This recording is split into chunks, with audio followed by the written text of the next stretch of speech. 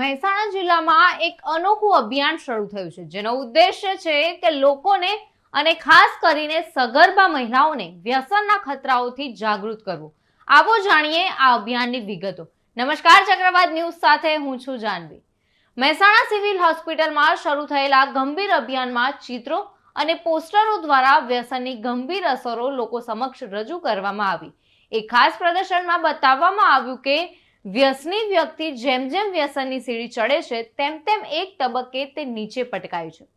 આ અભિયાનનો મુખ્ય હેતુ છે લોકોને વ્યસન છોડવા માટે પ્રેરિત કરવું, ખાસ કરીને સગર્ભા મહિલાઓને, જેમના પર વ્યસનની અસર ખૂબ ગંભીર હોય છે. જિલ્લામાં કરાયેલા સર્વે મુજબ મહેસાણામાં 175 સગર્ભા મહિલાઓની વ્યસની છે. આમાંથી 144 મહિલાઓ તમાકુની પ્રોડક્ટ્સનું સેવન કરે છે, જ્યારે 31 મહિલાઓ ધૂમ્રપાન કરે છે. આ આંકડાઓ ચોંકાવનારા છે અને તે દર્શાવે છે કે આ સમસ્યા કેટલી ગંભીર છે.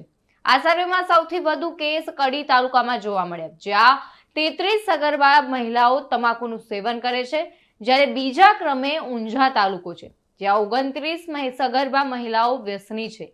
વિસનગરમાં 28 સગર્ભા મહિલાઓ તમાકુનું સેવન કરે છે અને 5 મહિલાઓ ધૂમ્રપાન કરે છે. વડનગર તાલુકામાં પણ 17 સગર્ભા મહિલાઓ તમાકુનું સેવન કરે છે, જ્યારે 1 મહિલા ધૂમ્રપાન કરે છે. ત્યારે હેલ્થ વિભાગના જણાવ્યા મુજબ સગર્ભા મહિલાઓમાં વ્યસનથી બાળકના શારીરિક અને માનસિક વિકાસ પર ગંભીર અસર પડે છે.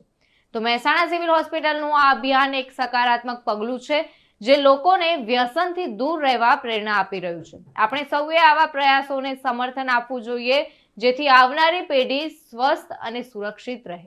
રોજ સિવિલ હોસ્પિટલ મહેસાણા ખાતે સરકારી નર્સિંગ સ્કૂલના 3rd યરના સ્ટુડન્ટ દ્વારા એડિક્શન રિલેટેડ એક અવેરનેસ જનજાગૃતિ કાર્યક્રમનું આયોજન કરવામાં આવ્યું હતું, જેમાં 3rd યરના સ્ટુડન્ટો દ્વારા વિવિધ પોસ્ટરો દ્વારા એડિક્શનની શું અસરો છે, આરોગ્ય પર એની શું અસર થાય, કયા કયા પ્રકારની બીમારીઓ થાય છે અને એમાંથી કેવી રીતે આપણે સારવાર લઈને નીકળી શકીએ તેના વિશે વિસ્તૃત માહિતી સમજાવવામાં આવી હતી.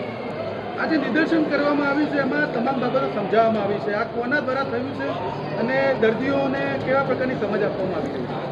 આ જે છે 3rd યર નર્સિંગ સ્ટુડન્ટ વિદ્યાર્થીઓ દ્વારા કરવામાં આવ્યું છે અને આના થકી દર્દીઓને માહિતી આપવામાં આવી છે કે વ્યસનથી કયા પ્રકારની માનસિક બીમારીઓ થાય છે, વ્યસન જો કોઈ પણ વ્યક્તિને હોય તો એનાથી સારવાર માટે શું કરવું જોઈએ, સિવિલ હોસ્પિટલ મહેસાણામાં જે નશામુક્ત કેન્દ્ર ચાલે છે તેનો સંપર્ક કઈ રીતે કરવો અને કેવા પ્રકારની સારવાર અહીંયા આપવામાં આવે છે તેના વિશે દર્દીઓને વિસ્તૃત માહિતી આપવામાં આવી હતી. તરુણ પ્રજાપતિ સાથે ચક્રવાત ન્યૂઝ મહેસાણા.